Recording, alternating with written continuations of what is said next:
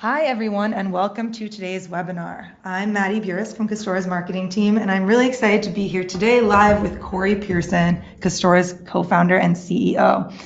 Today, we're going to be talking about why customer lifetime value matters, and we have a lot to cover today, so I'm going to jump in really quickly. Just some really quick housekeeping. If you have a question, please chat it in the GoToWebinar window, and we'll get to them at the end. And after the webinar, we will definitely share the deck and the recording, so you'll probably receive that later this afternoon.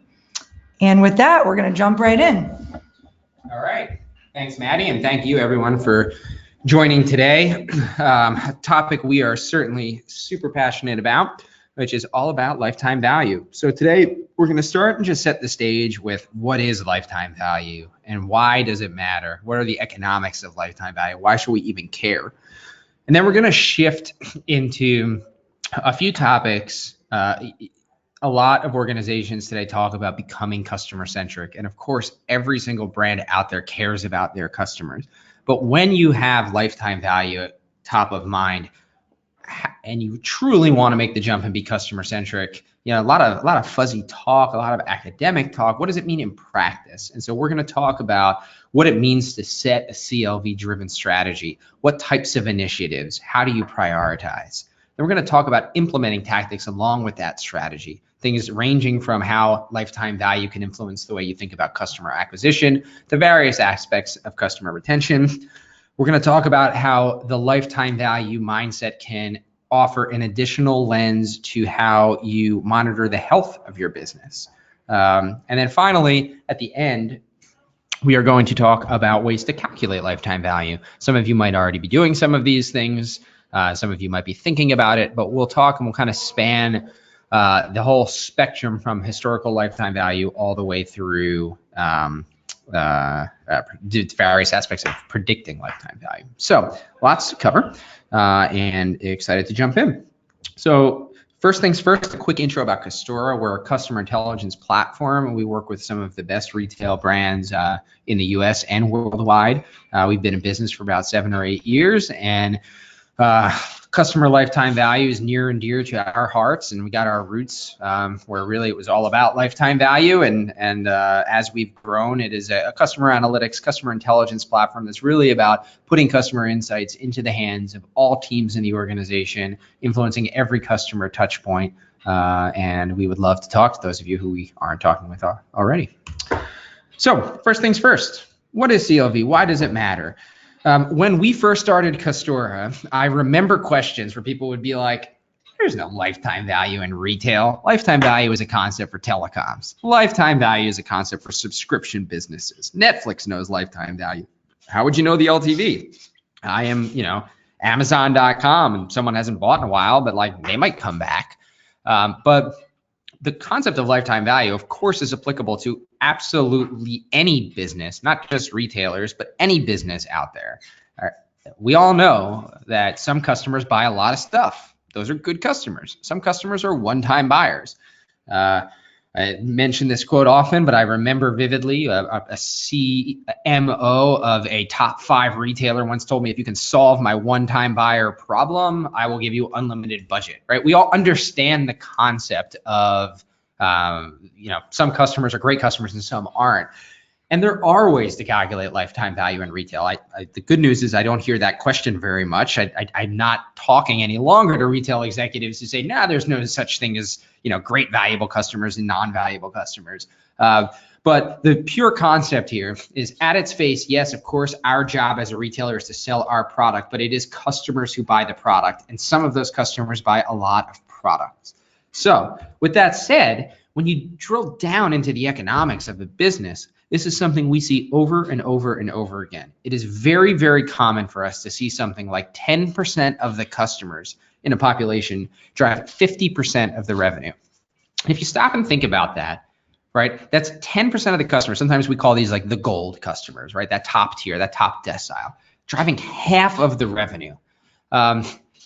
if you're running your business and all you're looking at is line of business, how many shoes am I selling? How many handbags am I selling? How many jeans am I selling year over year? And you're not acknowledging that there are certain customers, those top 10% that are driving half of your revenue that kind of buy across all of those categories.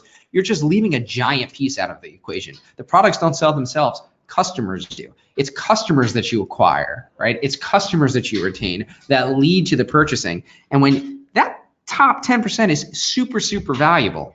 Like just to make the math, I know this is a little bit simple, but just think about it, right? If your customer mix right now, there's 10 of them, 10% of them fall into that gold bucket that are driving so much money. Think about what happens if instead of 10%, it was actually 11% of customers, right? 11% of your customers are now all-stars instead of 10%, 5% more revenue to the business.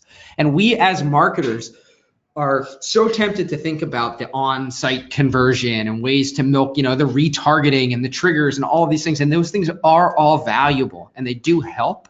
But think about a 5% revenue lift. If we can just find a way to fill our business up, to tweak that portfolio of customers in our customer file that are the repeat buyers, right? 10% to 11%. And the good news here is that type of lift, 10% to 11%, it is completely attainable. We have seen it time and time and time and time again. So that just sets the stage here, right? When you think about customer economics, there are a world of initiatives, a world of things that you can do to actually influence this. And that will be the bulk of the rest of our conversation. So setting the stage, we know some customers are great. We know some customers aren't. We love all customers, don't get me wrong. Most, maybe there's a couple of those customers that are just, anyway, but we love most of our customers. But the ones that are really driving half of the revenue of our business, we want more of them. We want to nurture customers that aren't quite in that top gold stage to get there because it can make a disproportionate impact. So how, right? So first things first, when we work with executive teams, right, we go through that kind of process. We do it with their numbers and we look at their revenue concentration and what are their gold top LTV customers driving. And then we start breaking that down into the different components. So how might you influence that? How do we change that customer mix from 10% of gold customers to 11% of gold customers? So we've introduced this, right? Gold or silver, or whatever you call it, right? The top decile of customers are driving the bulk of the revenue. We know that we have that. Well, the next thing we introduce is, okay, well, let's think about the customer here. This whole game, the whole talk today is about customer lifetime value and the experience a customer has with your brand. So what does that mean? Well, maybe in your brand, the first things first is you get some customers who just sign up for an email list. We call them members. They haven't yet bought yet, but you got their contact info. You have some sort of relationship. And then boom, they make purchase number one. They're an active customer. And then what happens? Well, what you're hoping to do is nurture those active customers into repeat buyers and getting them to purchase over and over and over again. But unfortunately, like any relationship, sometimes things fade away and they kind of go through stages of I used to buy there a lot. Maybe now I kind of only buy there a little. And then over time, maybe they don't buy there at all. And unfortunately, customers churn. They break up with your customers. And so if you put these two things together, they form a really nice framework at the executive level of like, okay, so what can we do to influence that customer mix? How do we create a strategy around growing the lifetime value of our customer base? We call this the opportunity landscape. But think about it now, right? You have your tiers of customers along the left here, my top 5%, top 10%, top 20, top 50, and then all those one and done shoppers there on the bottom. And then there's different things that happen in a business. I've got to acquire customers. I want to grow those relationships, cultivate those relationships, turn them into that top 5, top 10%. And I want to save customers that fade away. Customers downshift. They go from that great gold status down to silver and bronze before they fade away in many cases. How do I prevent that from happening? And so you can think about this, right? You can start populating the squares on this landscape with, so what would I do if I wanted to grow LTV? Well, on the acquisition front, what you want to do, this is off for many businesses, this is the number one most important thing you can do, is start influencing the customer mix at the start, right? Like meaning acquire better customers in the first place. To call this out in a very stark way, 5 or 6 years ago, Groupon was all the rage. But what ended up happening was that a lot of those customers that you would launch with your Groupon, that you would acquire with your Groupon promo, they were really, really happy for 99% off. They were awesome. You acquired so many 99% off buying customers who then never, ever repeated, right? Those customers, it's very, very hard to turn that all I want is a discount customer into like the wonderful, repeat buyer, high LTV customer. A much better way is to maybe find customers in the beginning who are the type that have a natural affinity to purchase more with your brand in the first place. And so we'll talk later, we're going to drill down into all these buckets. We're going to talk later about, so how exactly do I launch strategies to acquire more high value customers? Because when you get that right, everything else is easier. But then you shift into growing customers, right? How do I take my one-time buyers and get them to turn into multiple repeat buyers? How do I get my repeat buyers that are maybe like twice a year to get them into 3 times a year, and so on? And so there's a whole lot of work that marketing departments do, that CRM teams do, that try to cultivate customer relationships. In some cases, the way that you do that, if you think about the levers of that you have at your disposal, you try to drive purchase frequency. So maybe those people that are coming to your store 3 times a year, you want them to come 4, right? Get them to make additional visits. There are other tactics you can do. Maybe I'm the type of retailer and the type of customer segment that's kind of in that bucket where the name of the game isn't getting them to come to the store more, but it's in cross-selling and upselling when they're there. How do I create a better in-store experience or on-site experience? How do I think about promotional tactics that increase basket size to kind of strike while the iron is hot? All of these tactics are viable, but the idea here is to be intentional about why we're running these certain tactics as we're trying to walk customers up this loyalty ladder of becoming into that top tier, top decile group of customers. And then finally, unfortunately, customers do fade away. We worked with a brand once that had this stat. They looked at year over year. We did some analysis and we saw that the customers that were in the top 10% last year, that were driving 50% of the revenue, year over year, when we looked at what was this year at the time, half of them had either completely churned out or had downshifted into out of the top 10% of the customer base. But think about that, right? 10% driving 50 and half of them faded away, right? 25% of the revenue from last year going away. It's such this massive opportunity that, and again, like it kind of, it can be, it's not that counterintuitive isn't the right word. Like we know this, we know we have customers who buy like every freaking week and every month and we love them and we adore them. Yet our email marketing triggers for we miss you aren't treating them any differently. They're not prioritizing saving those customers any more than they're saving the one and done customers. They treat everybody the same. Everyone who hasn't bought in 90 days gets we miss you. Here's a promo. By the way, I hope you get addicted to promos because that's clearly, anyway, we'll talk about that more later too. So the churn prevention and preventing the downshift and preventing the churn out is another really, really critical thing to do. When you capture that top 10%, you really don't want to let them go. It is so hard to find customers who are going to be there or to cultivate relationships to the ones that are there. So we think about what are the tactics there. So that all makes sense, and usually we're having these good conversations and executive teams are down and they're digging it and they're like, okay, and inevitably, I think in all 100 out of 100 times I've had this conversation, the next thing that most executives ask is, so where do I start? I want to set this strategy. There's a lot of initiatives here. Should I put all my eggs in the acquisition basket? The answer might be yes, but heck, maybe you already have every single customer in the US that's already a customer, right? And you're pretty well saturated, and customer acquisition isn't really the name of your game, but the other buckets are. Or maybe you're like this rocket ship upstart and customer acquisition is far more important than everything else. The reality is, depending on the nature of your brand and the shape and size of your customer file, there might be different buckets on this list that are more important to you. And so let's think about that. If we're setting a customer-centric strategy, like any business strategy, we have to prioritize. There's things we're going to do and there's things we're not going to do. And so what we go through in the methodology when we work with executive teams is to quantify the potential impact of making improvement in these buckets. So I'll show you an example of how to do that in one of the buckets, but you can kind of extrapolate and do this in any of them accordingly. So let's talk about customer churn. So today we have customers who are fading away. The red little people icons here are those customers that have sad faces on them, and for one reason or another, they used to buy with your brand, and they're no longer doing it. And you are doing something. You're doing that, churn program that is saving maybe 1 out of 10 customers, right?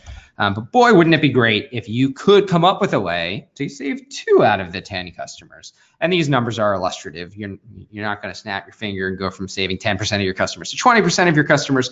But the point here is, this is the question we're really asking. If we make an improvement to customers who are slipping away, what's the impact, right? We know that it's happening. We know we're doing something. We probably feel there's something we could do better, but it is going to take some time and energy. We're going to have to come up with ideas depending on what kind of technology setup we have. It's going to take some effort from different members of our team to launch like a better, more personal, more targeted program here. What's the impact going to be? But you can model that out, right? Because if you know, hey, today maybe I am saving 5%, 4.9% of customers that are in the danger zone.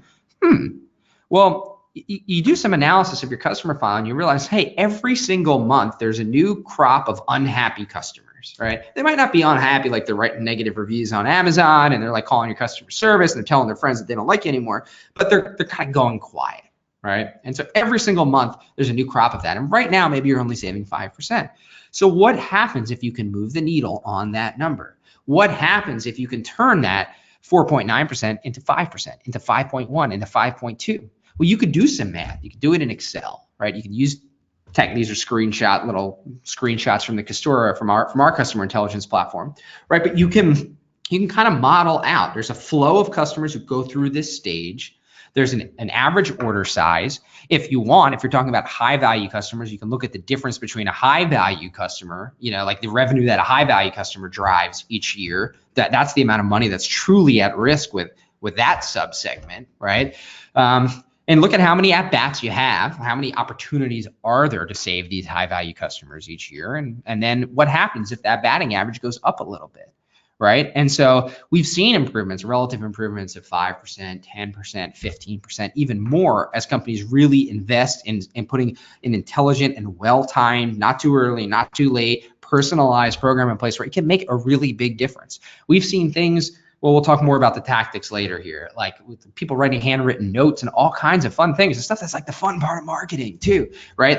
And it makes a huge difference. And so there can be very big revenue opportunities, but that mindset of, great, now do this scenario planning, not just for the customer churn, but do it for one-time buyer conversion.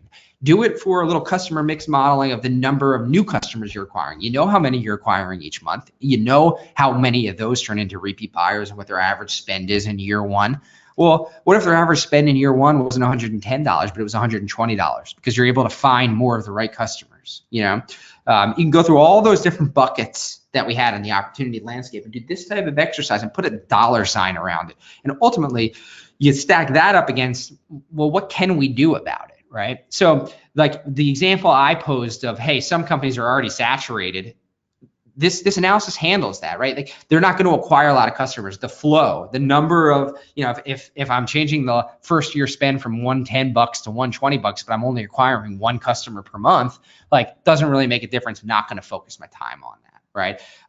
Maybe for that brand, they're going to look at the leaky bucket and all the customers fading away. And clearly that's going to be where they should spend their time. But the nice thing about this sort of opportunity sizing is you look at the number of customers in those stages who are entering in those stages on a regular basis. And then you're looking at the improvement that you can achieve by optimizing for that stage of the life cycle. So cool.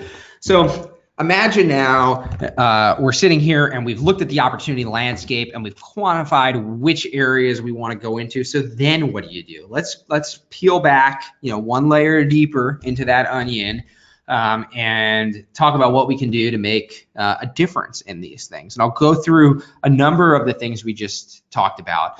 And the reality is there are so many plays in this playbook. I'm going to highlight like 3 with some use cases and case studies, but there's like 300, right? And so I'll blab about some of those things, but just to give you an understanding, this is like a little bit of a sampling, right? So we talked about that life cycle. We talked about acquiring new customers. We talked about nurturing customers. We talked about preventing people from fading away. So let's go through those 3 stages.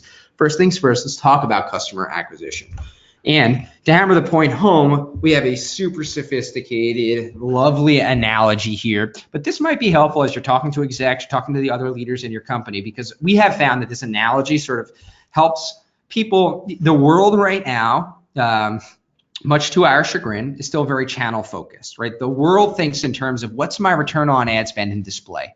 What's my return on ad spend in Facebook? What's my return on ad spend in Google? Or my last click revenue maybe for a click channel like Google, right? Those things, of course, there's a reason for those things. They're not like nonsense metrics, but they completely disregard the fact that acquiring a gold superstar going to buy 10 times customer is much better for your business than acquiring the 99% off Groupon customer. And so we like to use the analogy of fishing in the right pond, right? So if you think about customer acquisition as you are putting your acquisition dollars into different ponds to try to find different customers, the customers, they're your fish here, right? Think about this setup here. We're in pond A, we've spent $100 and we acquired 100 customers. Effectively, we only spent $1 per customer acquired. Sweet. Pond B, customers were a bit more expensive. We only acquired 50 of them, but we spent $150 to do it, so they cost $3 to acquire them. And Pond C, we only acquired 25 customers. We spent a ton of money. It's cost us $10 to acquire each of them. 9 out of 10 retailers right now look at this thing and they're like, dude, we're doubling down on A, $1 CPA. This is awesome. Let's do it. Boom. But unfortunately, when you layer in the lifetime value metric into this, things can change, right? So what if it were the case that Pond A was all those Groupon customers? So we acquired really, really cheaply, $1 per customer, people that would only spend $10 at our business ever. Okay. What if Pond B, actually those customers are, spending $30 each? And what if in Pond C, those were going to be more repeat buyers, they're going to spend $100 each? The math changes here, right? It's not the point of this story is not just to look at cost per acquisition, but to look at cost per acquisition relative to the lifetime value. And it's not to say that, it could be that the super valuable customers are still too expensive to acquire, right? It's not to say that always put your money in the high LTV channel either. You got to look at the ratio though. And what's really interesting for, as a co-founder of a technology startup, it's interesting because when I talk to my investors, right? Anytime if I have to go out and raise money, what do those investors look at? They look at the economics of your business. How much are you guys spending to acquire new customers? How many webinars about CLV are you doing, Corey? How much money does that cost you? And then what is the lifetime value of those customers? How much do they spend over a year? What's the retention rate? How long do they last? It is the fundamental way that investors analyze the health of a business. Like literally, they want to see cohort reports. They want to see attrition over time. It is a very sane and natural way to analyze a business, a subscription business like a Custora. But the same exact thing really does apply to a retailer, right? It might be fuzzier, and we'll talk later about how to calculate that stuff, right? But the same thing applies of you got to acquire customers that spend more with your business than it costs you to acquire them and cost you to serve them. Otherwise, your business, the economics of your business just fundamentally don't work. In many ways, this is like business 101. This is like lemonade stand economics, right? How much money are you spending to gather people to come? How much cups of lemonade does this thing work? Are you actually making more money or losing more money at the end of the day, right? And when little Joey is losing more money at the end of the day, he doesn't do the lemonade stand anymore. But when he makes more money than he spent, he's going to keep doing the lemonade stand, right? The crazy thing about the world of retail is we're not following that sense of economics because we're completely disregarding the long-term value of customers. And so the fish in the right pond thing is just, let's understand that not all fish are the same, not our fish are treated equally, not our customers are treated equally. So what does that mean in practice? Well, there's a couple different ways that now you can apply that, right? One way is to just analyze. In some cases, you straight up know where your customers came from, right? I acquire customers on Facebook. I acquire customers on Google. Now, sometimes it's a little trickier, a long buying cycle, and there's multi-touch attribution. Fair, fine, truth. However, some of that sophistication of actually there were 3 different channels that grab that customer. If you're your all-star gold customer that you acquire, let's call her Julie, right? Julie is $1,000 customer. So whether you attribute that $1,000 all to your Google campaign that found her, or if you spread that $1,000 out around the Google and the Facebook, who both sort of quote touched, in a marketing attribution way, with advertisements, the customer acquisition process of acquiring Julie, then you can spread that $1,000 out across those different channels, right? And so the lifetime value thing is effectively how much value do you attribute, and then the multi-touch thing might be how you spread it across. But you can do some pretty simple analysis for most brands. You can take a last clicky type of channel like Google and just look at the lifetime value of customers acquired by different keywords.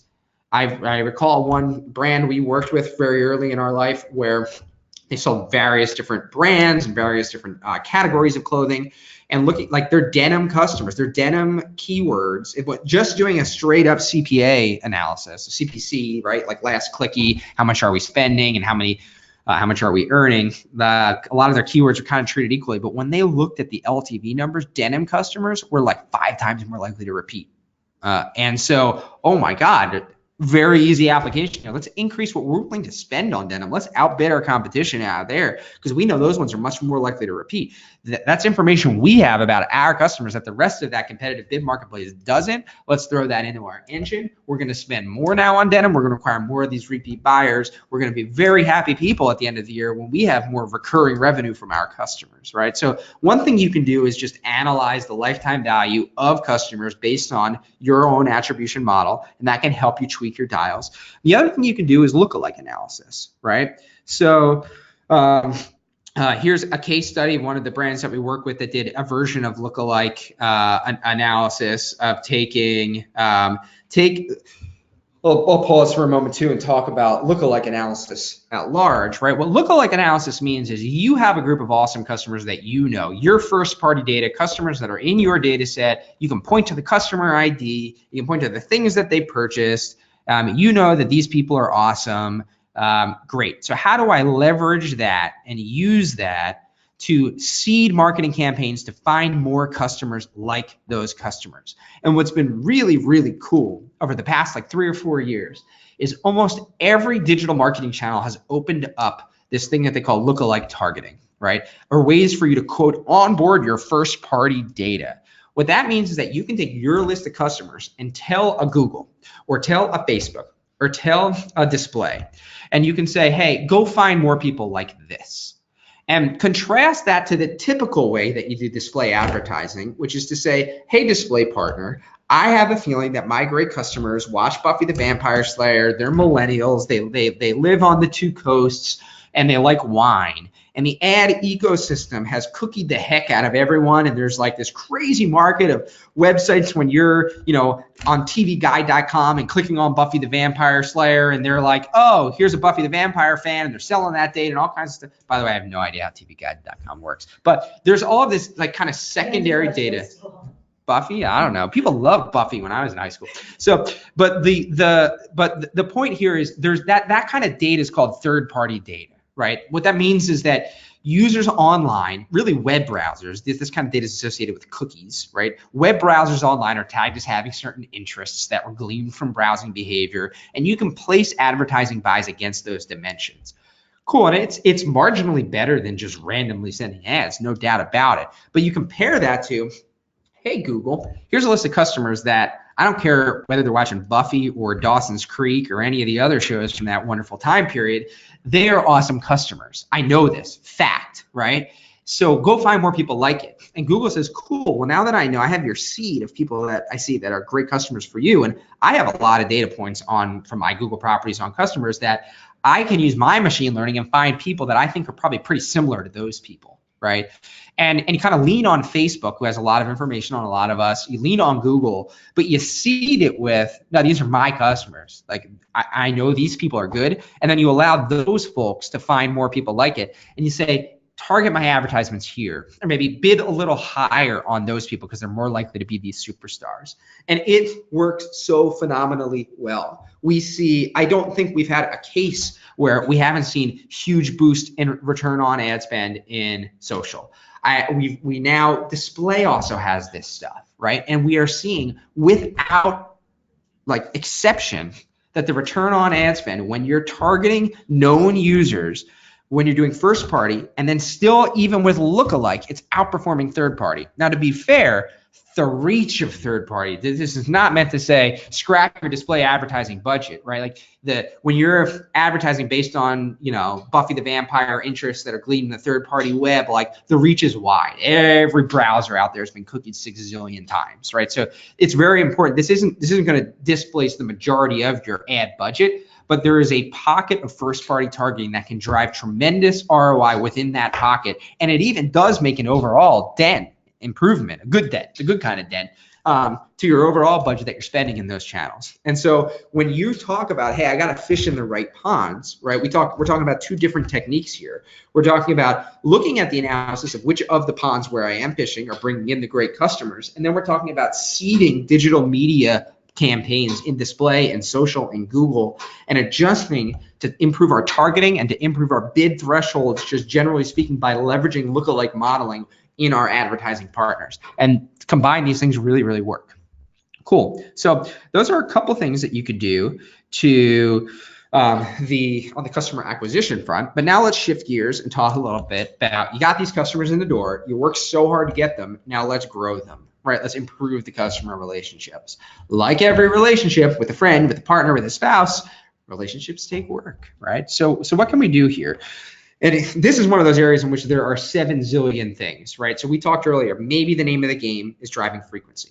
Maybe the name of the game is increasing basket size. Maybe the name of the game, what you're trying to do is wean people off of promotions, but get them to maintain their purchase frequency. That would be the name of the game for somebody that is thinking of this CLV stuff with maybe a profit margin mindset and trying to make sure that I maintain my customer relationship but improve my margins, which is somewhat rare in the retail world, but shouldn't be, right? We should all think back to the lemonade stand example, right? Like basics of business is profit margin compared to cost to serve. But so lots of different things. One thing here that we're going to profile is, like, we know we have these customers at different levels. Well, here's a super traditional marketing tactic that you could do. It's about catalog mailers and direct mailers, right? It's been around for ages. And for the past 20 or 30 years, direct mail has predominantly been driven by this methodology called RFM, recency, frequency, monetary amount. Customers are scored, and it's kind of a shorthand way to rank engagement level of a customer, right? You give them a score based on how recent they've ordered, how often they've ordered, how much they spend per order. It kind of directionally resembles LTV, but there are lifetime value measurements of engagement that are far, far more accurate. These things have been around now for a decade and beyond, right? And when you target, the reason direct mail is expensive, it costs 50 cents, sometimes it costs $1 or $2, depending on the type of booklet you're sending. You really want to send them where it's going to make a difference. And more often than not, you're sending them to people who are already kind of engaged with your business. So rank ordering customers based on their engagement level, defined as the amount of money they're set to spend over the coming 12 months, right? A forward-looking LTV metric yields phenomenal results consistently in direct mail. So another case study here, jewelry brand, right? Last one was in apparel world. This one is in luxury jewelry. But again, segmenting based on this, big 20% lift in direct mail is a big, big deal. Right. And so now that's one tactic, segmenting on LTV itself, but just riffing on some other things. We have a number of brands that say there's kind of a general rule of thumb here. If you think back to that opportunity landscape, you think of, all right, actually, I'll go back one slide. I've got customers that are sweetly in the cream of the crop, that top 1%. I've got top 5%, top 10%. Generally speaking, the real cream of the crop, they're kind of already married with you. They love you. Right. Even if you make a little mistake, you get in a little argument, then things don't fall apart just from that. Right. Where there's the most bang for the buck in running cultivation campaigns, if you're talking about growing up the loyalty ladder, tends to be when you get into what we've defined here as bronze, 10 to 25%. I've heard brands describe this my tier 2 customers get more bang for my buck trying to convert tier 2s into tier 1s than I do trying to milk more purchases out of my tier 1s, right? And generally speaking, it's true. There's exceptions to it, of course, right? Experimentation is the only way to know for sure for your business. But so how do I get more out of those tier 2s? So we had one brand that we work with where the loyalty program is all the rage. Actually, numerous brands we've worked with have been really rethinking loyalty, trying to get out of a mindset of hey, it's all about giving points and all about, $20 off every 200 you spend, and trying to motivate actions to walk you up. Look at my high value customers. What actions do they take? How do I provide incentives for my customers to take those same actions and work them up? But when we look at loyalty, there have been some brands we work with where the name of the game, what they decided through surveys with their customers and through talking to customers and doing in-store visits and all of those important things, was that, man, our core customers so rarely have a chance to come to our store.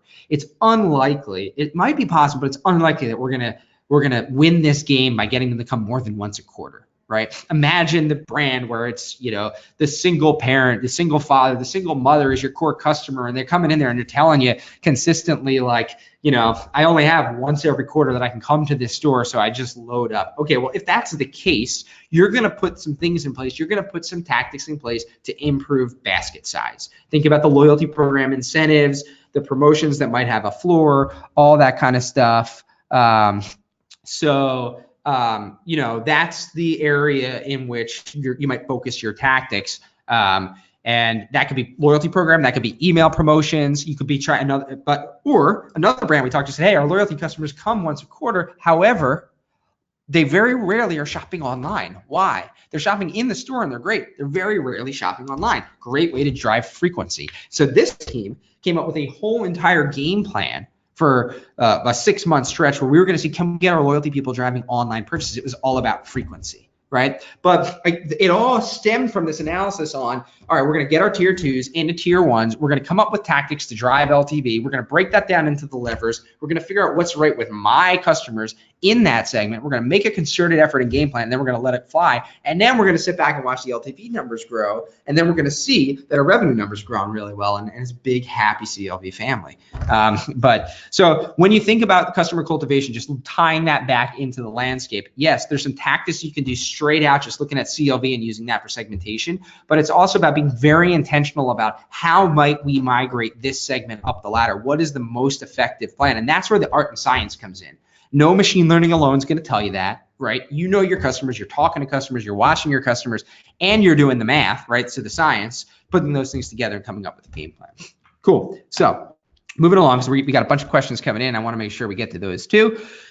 Then let's talk about retention, right? The sad story of customers who fade away. And for most brands that are here on the line today, I'm going to reach out and take a guess that your win back program looks something like the above. We miss you, 25% off, maybe 90 days since your last purchase. Maybe it's 365 days since your last purchase. Maybe it's 90 days, and then every single 90 days, you're still going to get it. And there's so many problems with this. I made a joke earlier about how when you start sending your customers promos every 90 days, guess what? They come to expect promos every 90 days. This causes a big problem when you're going out of business because you're losing money on every customer you bring in through the door, right? You can't. Promotions are completely eroding the viability of so many brands out there. Like we have no choice but to find ways away from this thing. So just having a one-size-fits-all, regularly stamped "We Miss You" program, as a vanity metric, like people do respond when you send it, but you're kind of just inflating your numbers artificially. The house of cards will crumble. We can't do this forever. But what you really want to do, if you think about it, if you look at your great customers, we know they buy frequently. We know they buy often, right? What if we had that all-star customer who is there, like, man, she was buying every week.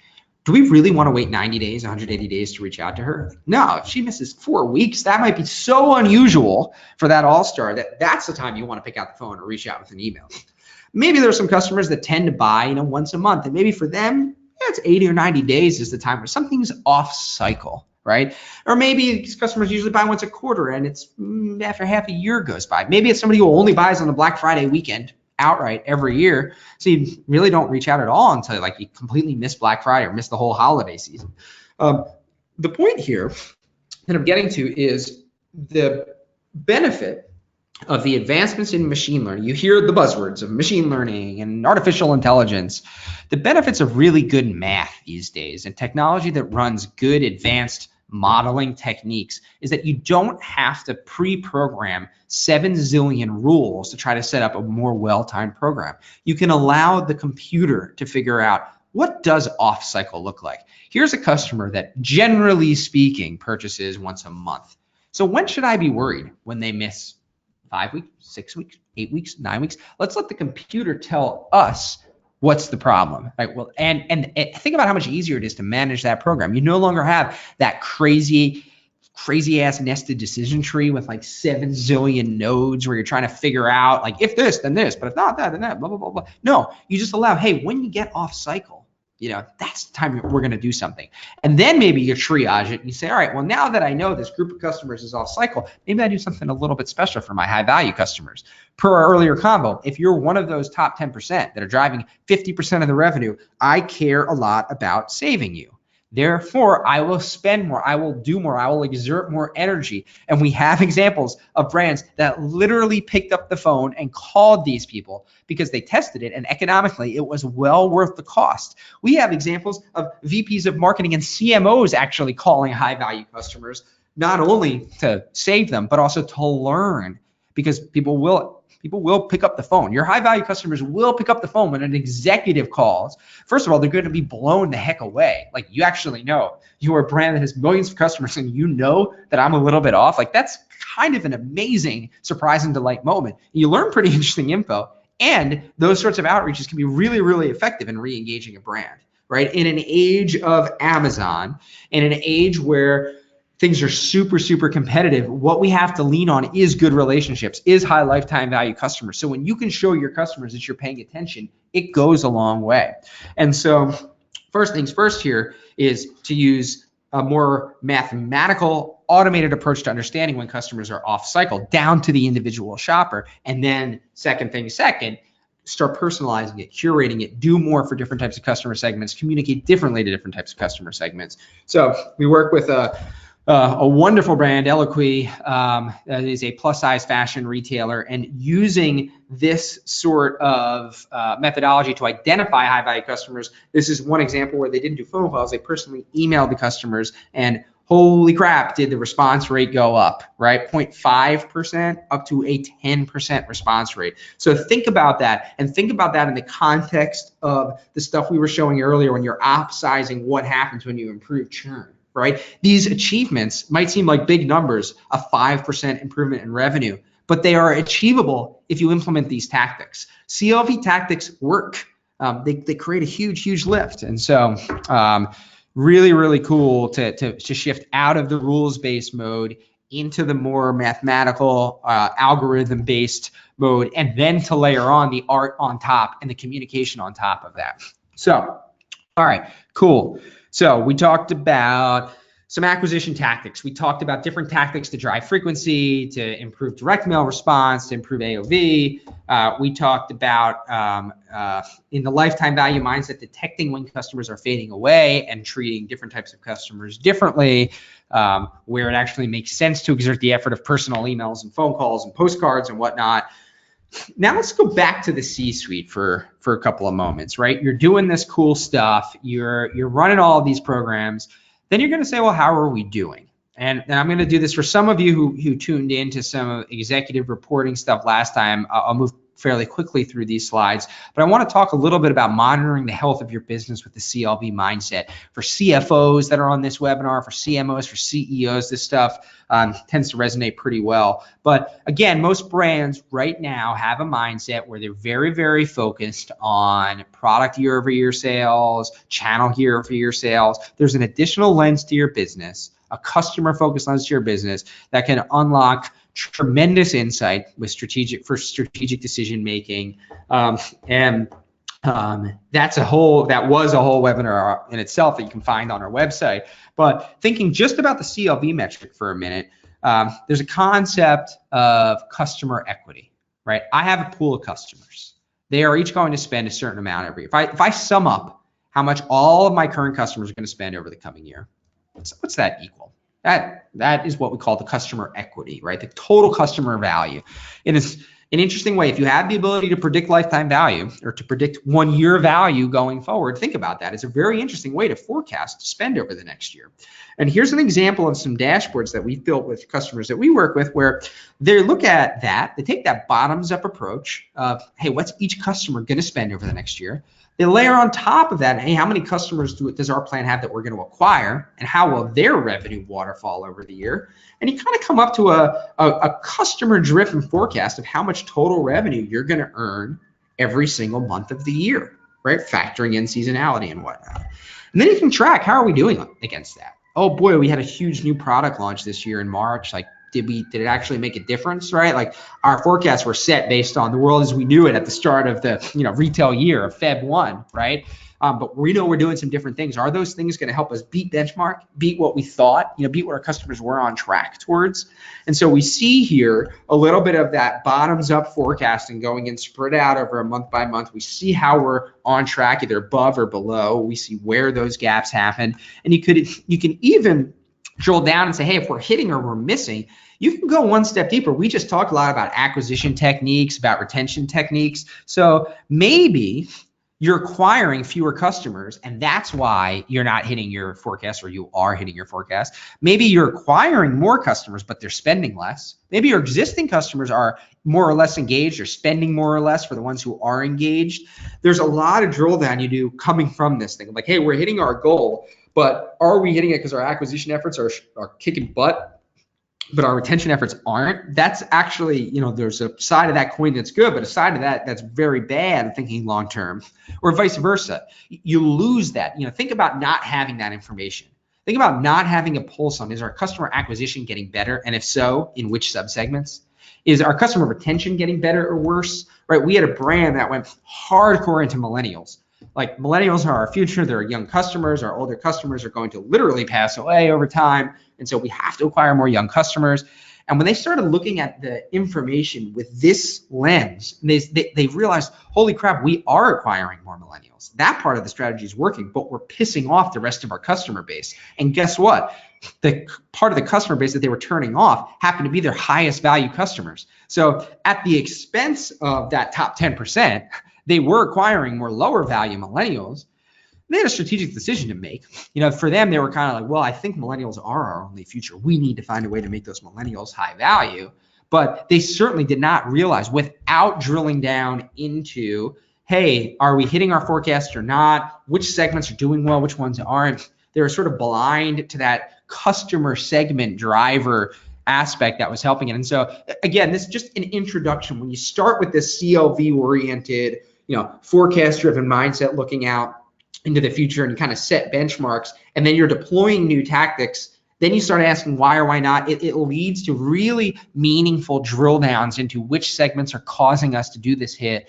And as you're trying tactics that are intentionally focused on specific segments, it becomes a very healthy cycle here for executives to engage into this type of material on a regular basis. So we put all of this into that sort of like monitoring the health of the business. And CLV is the tip of the iceberg of one core metric. And then you drill down to all the levers that contribute into it.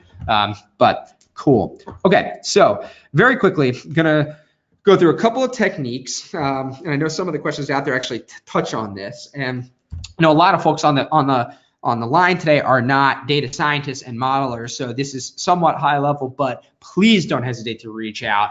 We love, even if you don't want to do anything in our technology, we love like-minded people, and we are happy to share insights and knowledge and all that kind of good stuff. So please don't hesitate. Okay, so you can think of ways to calculate lifetime value, and there's been an evolution in the history of the lineage of lifetime value, pioneers and methods, historical-based methodologies, right, and predictive, and then a spectrum of different ways to predict within the predictive world. And this is a very crude introduction as a caveat. I'm going to gloss over so many details here, but to throw some of this stuff out there, right? When we say historical CLV, we're saying, look, how much are my customers worth? Well, I'm going to give you that answer by looking at how much my customers have spent in the past. I'm going to assume it's the same now going forward, right? Now, be careful here, because we've seen some companies make some mistakes in this type of analysis, which can be extremely costly. So the absolute worst way that I wake up sometimes and I'm sweating, I have nightmares about this. A brand says, well, I'm going to sum up the revenue in my database and I'm going to divide it by the total customers in my database. And that is lifetime value of customers. And there are so many problems with that. First of all, your customers are still alive, or a lot of them, right? And so that's really an average of what customers have spent to date, which might not answer the questions you have. Second of all, you're mixing some of those customers you acquired last month. It was like holiday time, right? They're 1 month old. They've only bought once, of course, right? So they've only spent $100 each. If like you're averaging them alongside, you're mashing them up with customers who've been there for 5 years buying every single month, right? That doesn't make any sense, right?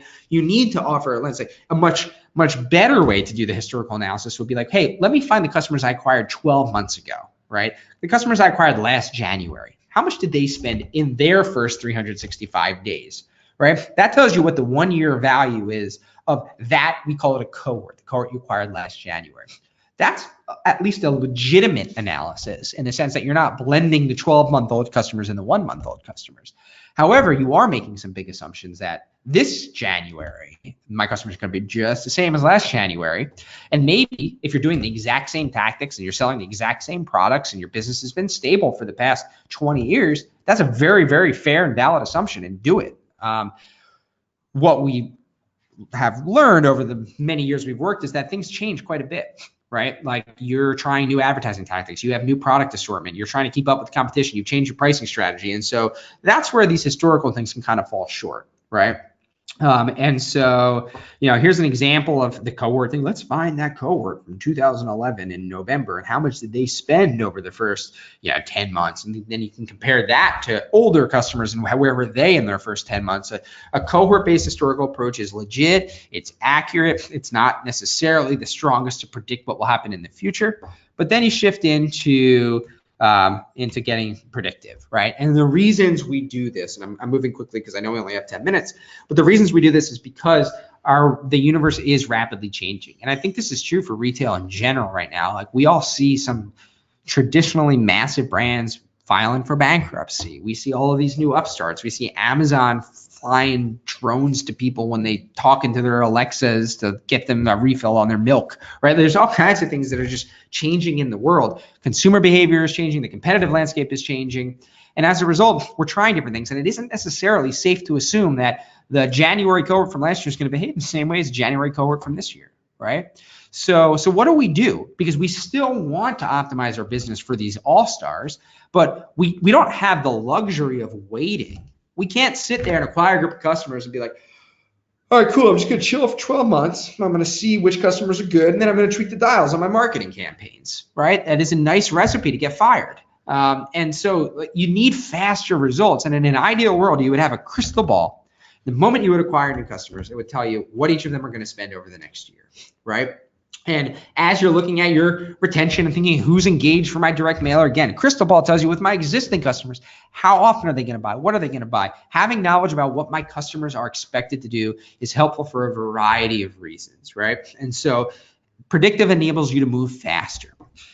Lots of different methodologies to predict lifetime value. You can take a look at what customers did in their first or second month and extrapolate. Generally speaking, if I look at month 1, by month 12, they spend 3 times more, 3.4 times more. You can do some analysis like that, kind of shorthand rules of thumb. They're okay. For some businesses, they work better than others. They're usually not super accurate.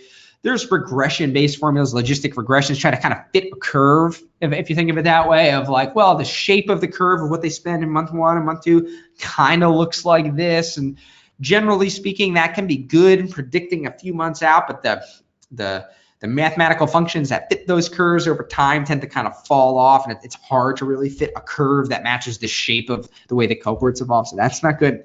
And then there's a family of probabilistic models. There was a question right now on the screen. It's like, hey, the models developed by Fader and Hardy. They use the RFM framework. Is that state of the art? And Fader and Hardy are 2 of the pioneers in this probabilistic modeling world. And I had the lovely experience of studying with Fader back in about 8 years ago, 10 years ago. Wow, long time ago. Before we started Custora. And in fact, it was one of the large inspirations for us to start this business. And these probabilistic methodologies, I think a more accurate statement would say they kind of picked up where RFM left off. So they do look at purchase frequency and recency and some of the things that go into RFM, but it is an entirely different set of mathematical models built upon those principles, where RFM breaks down a lot of these probabilistic models shine bright.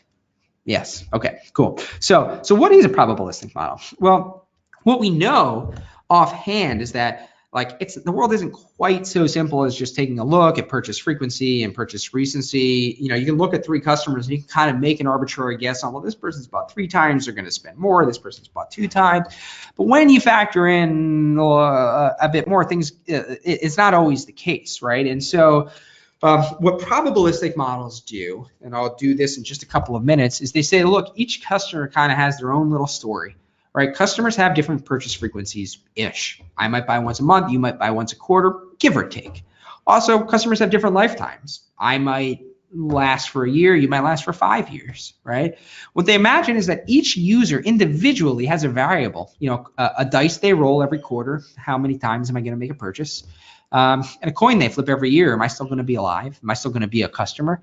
And the weighted die and the weighted coins are different across the whole population. My frequency is different than yours. I might have a different dice. I might be a short-term customer. I have a different weighted coin, right? But what these models do is they say there's a story about purchase behavior and that different types of customers have different habits.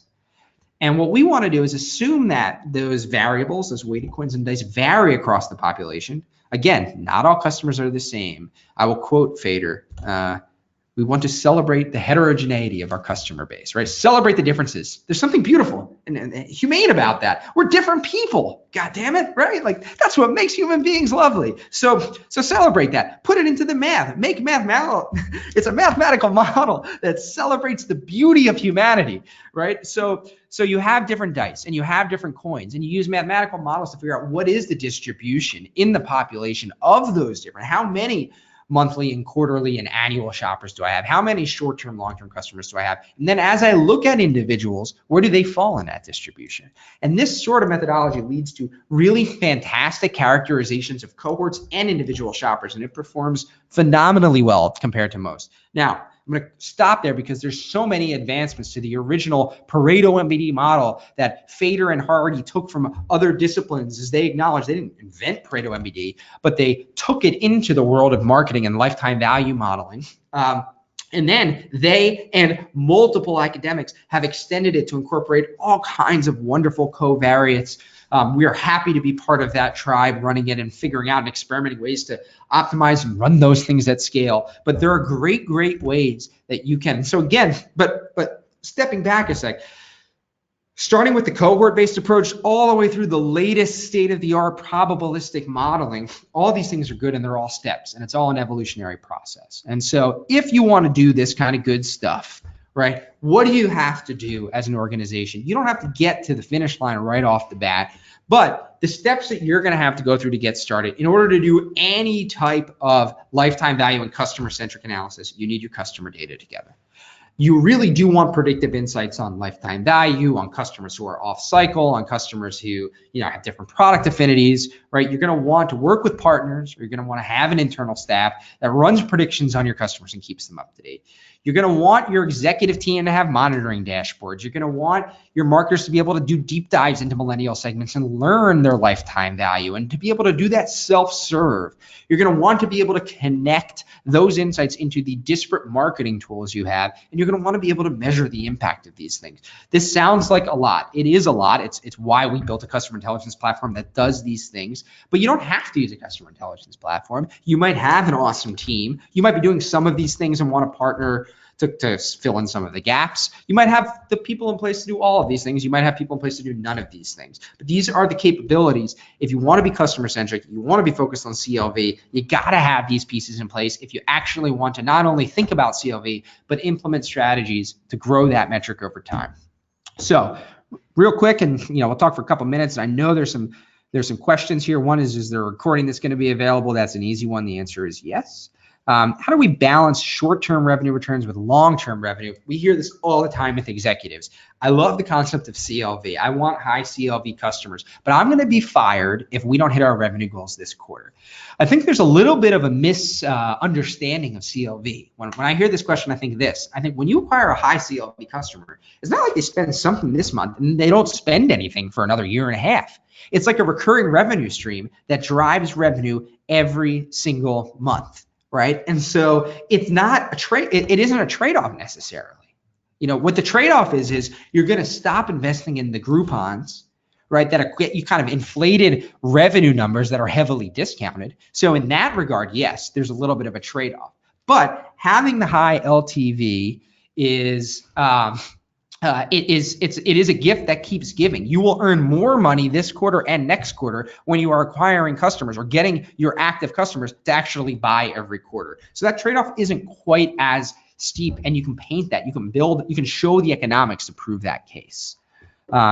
Is there a risk to prioritizing higher value customers for higher CLV over 1 to 2 years compared with those that purchase today? And it's another form of the same question that came from one of our listeners. And the answer, yes and no. But the risk, again, what we're saying is we don't want that crazy 99% Groupon shopper revenue. Not all revenue is actually the same, right? The revenue that loses margin, maybe we're going to bypass that, but we're going to do it in favor of customers who are going to drive consistent revenue for a business in a healthy way over time.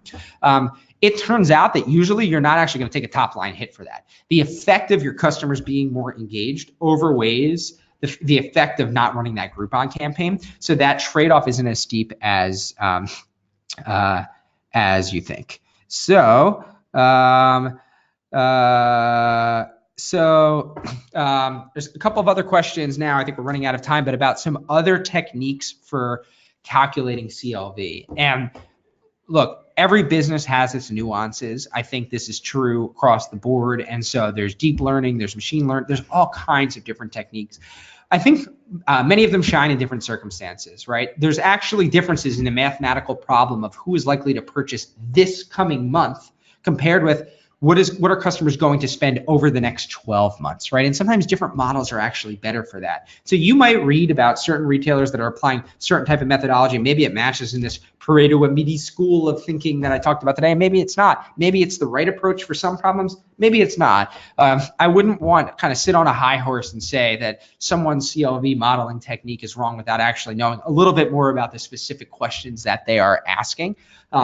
More, I would say, hey, if a company is using some deep learning techniques, what I would say is what I would hope they're doing is holdout tests, right? Take customers as of a year ago and run predictions over a 1 month, 3 month, 12-month period, and how accurate were they? How accurate were they on the individual level? How accurate were they on the aggregate level? And if they're nailing it, then sweet, more power to them. They're doing a great job. They're part of the tribe. They're optimizing on CLV. They are great. Right? Let's not be too married to one specific type of methodology, but more married to what questions are we trying to answer, what goals are we trying to achieve.